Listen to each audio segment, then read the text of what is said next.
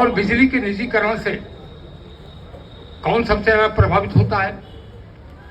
मैं हमेशा इस बात को कहता हूं कि जब बिजली की बात होती है तो बिजली के क्षेत्र में सबसे बड़ा स्टेक होल्डर अगर कोई है तो वह बिजली का उपभोक्ता, चाहे वह किसान हो, चाहे गरीब हो, चाहे घरेलू उपभोक्ता हो, वह सबसे बड़ा स्टेक होल्डर।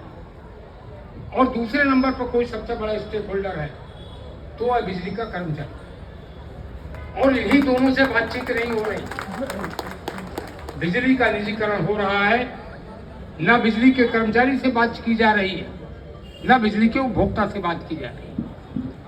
कौन लोग बात कर रहे हैं, कहां बात कर रहे हैं, आप लोगों को इस बात की सब जानकारी है।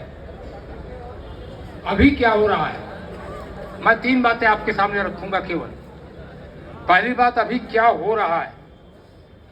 दूसरी बात, जो हो रहा है वह हमें किस प्रकार से प्रभावित करने जा रहा है। और तीसरी बात, कैसी परिस्थितियों में हमारे सामने विकल्प क्या है, हमें करना क्या चाहिए। केवल 3 बातें रखूंगा आपको। पहली बात, अभी क्या हो रहा है। अभी 25 नवंबर को अचानक पावर कॉर्पोरेशन के चेयरमैन ने ऐलान किया कि पूर्वांचल विद्युत वितरण निगम और दक्षिणांचल विद्युत वितरण निगम का निजीकरण किया जाए।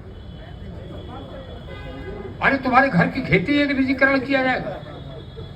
पूर्वांचल और दक्षिणांचल के निगम में उत्तर प्रदेश के 75 में से 42 जिले आते हैं। आधे से ज्यादा उत्तर प्रदेश का आप निजीकरण करने जा रहे हैं। आप हैं कौन? आप किराएदार हैं। मैंने आज तक यह तो सुना था कि मकान मालिक शराबी हो जाए, मकान मालिक वेश्यावृत्ति करने लगे और अपने खर्चे ना उठा पाए तो अपने मकान को बेच देता है। लेकिन अशोक सिंह जी, यह मैं पहली बार सुन रहा हूं कि किराएदार मकान को बेचे दे रहा है। यह तो पहली बार मैं समझ रहा हूं। किराएदार थोड़ा बेच देगा मकान। अरे तुम आज हो, कल यहां नहीं होगे। इसलिए यह बात मैं कहना चाहता हूं कि बेचने का उनको कोई अधिकार नहीं। इस बीच में 2 सेशन हुए हैं उत्तर प्रदेश विधानसभा की। एक शीतकालीन सत्र हुआ है। मैं अनुरोध करूंगा, यहाँ जो बाएं हाथ में लोग हैं थोड़ी देर न बात करें तो अच्छा होगा। 2 सत्र हुए हैं विधानसभा के। एक शीतकालीन सत्र हुआ है, एक बजट सत्र हुआ। और आपने देखा दोनों सत्र में बिजली के निजीकरण का मामला काम रोको प्रस्ताव से उठा है। काम रोको प्रस्ताव मामूली प्रस्ताव नहीं होता। इसका एक नियम है। उस नियम के तहत नेता विपक्ष नोटिस देता है कि सारा काम ठप कर दो, पहले बिजली के निजीकरण पर बातचीत हो।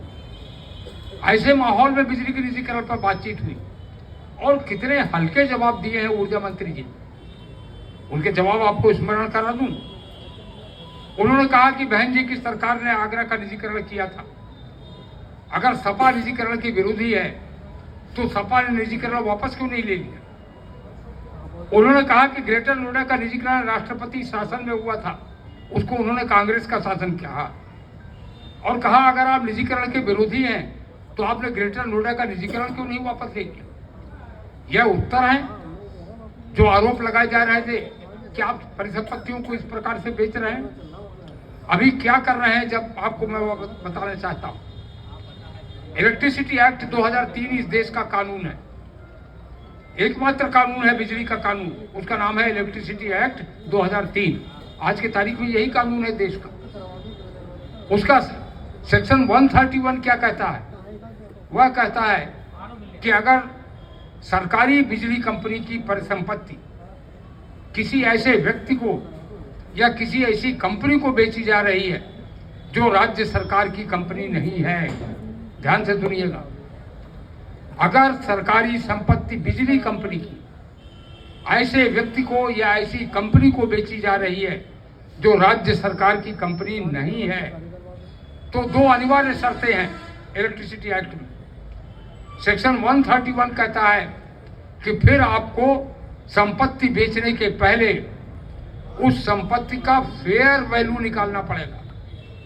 यानी उसकी संपत्ति की कीमत क्या है, वह कीमत आपको निकालनी पड़ेगी। और दूसरी बात क्या कहता है? दूसरा कहता है कि उसका रेवेन्यू पोटेंशियल निकालना पड़ेगा। रेवेन्यू पोटेंशियल का मतलब समझते हैं, 10 बाई 10 की एक दुकान कनाट प्लेस में, उसका रेवेन्यू पोटेंशियल कुछ और होगा। 10 बाई 10 की एक दुकान मेरठ में है, उसका कुछ और होगा, उससे काफी कम। और 10 बाई 10 की एक दुकान भदोही में होगी, उसका रेवेन्यू पोटेंशियल और कम होगा। आप समझ गए रेवेन्यू पोटेंशियल की बात? चलिए आपकी भाषा में समझा देता हूं। यही मेरठ में हापुड़ का रेवेन्यू पोटेंशियल कुछ और होगा, नोएडा का रेवेन्यू पोटेंशियल कुछ और होगा। समझ में आ गई आपको बात? लेकिन निजीकरण के पहले जो आरएफपी डॉक्यूमेंट बनाए गए हैं, उन आरएफपी डॉक्यूमेंट में यह दोनों चीजों का जो अनिवार्य शर्तें हैं, इनका पालन नहीं किया गया, न उसकी कीमत निकाली गई। 42 जनपदों की क्या कीमत है परिसंपत्तियों की? परिसंपत्तियों में क्या क्या आता है? हमारे सब स्टेशन आते हैं, एचटी लाइनें आती हैं, एलटी लाइनें आती हैं, डिस्ट्रीब्यूशन ट्रांसफार्मर आते हैं, स्विच गियर आते हैं, बहुत सी चीजें आती, यानी पूरा हमारा इंफ्रा आता है। बिजली का जो पूरा इंफ्रास्ट्रक्चर है वह इसमें आता है। उसका कोई कीमत निकालेगा? क्योंकि आप प्राइवेट को बेच रहे हैं। ध्यान रहे, इलेक्ट्रिसिटी बोर्ड से कंपनी बनी थी, वो गवर्नमेंट की कंपनी बनी थी, तब नहीं निकाला गया, कोई दिक्कत नहीं है। अब जब सरकार से आप प्राइवेट को बेच रहे हैं, तो परिसंपत्तियों का मूल्यांकन आपको करना पड़ेगा, जो आपने नहीं किया। जो आरएफपी डॉक्यूमेंट के कागज हम लोगों के हाथ लगे हैं, उसमें जानते हैं कंपनियों की रिजर्व प्राइस क्या रखी गई है? पूर्वांचल की रिजर्व प्राइस रखी गई है 1510 करोड़ रुपए और दक्षिणांचल की 1600 करोड़, यानी लाखों करोड़ की जो परिसंपत्तियां हैं वह कौड़ियों के दाम बिकने जा रहे हैं। इसको क्या कहते हैं? मैं जब कहूंगा इसको क्या कहते हैं, तो आप एक स्वर में कहेंगे लूट।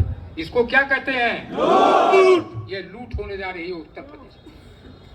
और माननीय योगी आदित्यनाथ जी आपकी नाक के नीचे होने जा रही। आपकी भ्रष्टाचार पर जीरो टॉलरेंस की नीति की धज्जियां उड़ाते हुए होने जा रही। दूसरी बात क्या कहता है इलेक्ट्रिसिटी एक्ट सेक्शन 131? वह कहता है रेवेन्यू पोटेंशियल निकालिए। रेवेन्यू पोटेंशियल मैंने आपको बताया अलग अलग होता है, आपने रेवेन्यू पोटेंशियल नहीं निकाला। चलिए मैं एक उदाहरण देकर बताता हूं। पूर्वांचल विद्युत वितरण निगम और दक्षिणांचल विद्युत वितरण निगम का इस वर्ष का जो रेवेन्यू का टारगेट है इस साल का, वह करीब 40,000 करोड़ रुपए का। टारगेट हमेशा जो एक्चुअल एसेट है पोटेंशियल उससे कम होता है। आप समझ रहे हैं ना मेरी बात? क्योंकि 100% तो कोई चीज नहीं होती। तो 40,000 करोड़ रुपए का अगर लक्ष्य है, टारगेट है, तो स्वाभाविक है कि रेवेन्यू पोटेंशियल इन दोनों कंपनियों का 50,000 करोड़ रुपए से ज्यादा तो होगा ही। और आप उसको 1500 करोड़ में बेच रहे हैं, सब रेवेन्यू पोटेंशियल भी और एसेट्स भी। मैं फिर पूछूंगा आपसे फिर पूछूंगा, इसको क्या कहते हैं? तीसरी बात क्या है? जब आगरा का निजीकरण हुआ था, अशोक जी जरा ध्यान से सुनिएगा मेरी बात, क्योंकि आप राष्ट्रीय नेता हैं, आपको यह जानकारी बिजली के क्षेत्र की देना मैं जरूरी समझता हूँ।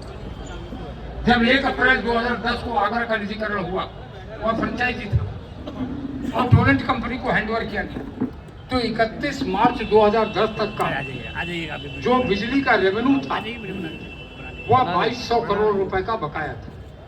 ये फिक्टिशियस नहीं, फर्जी नहीं, एक्चुअल रेवेन्यू जो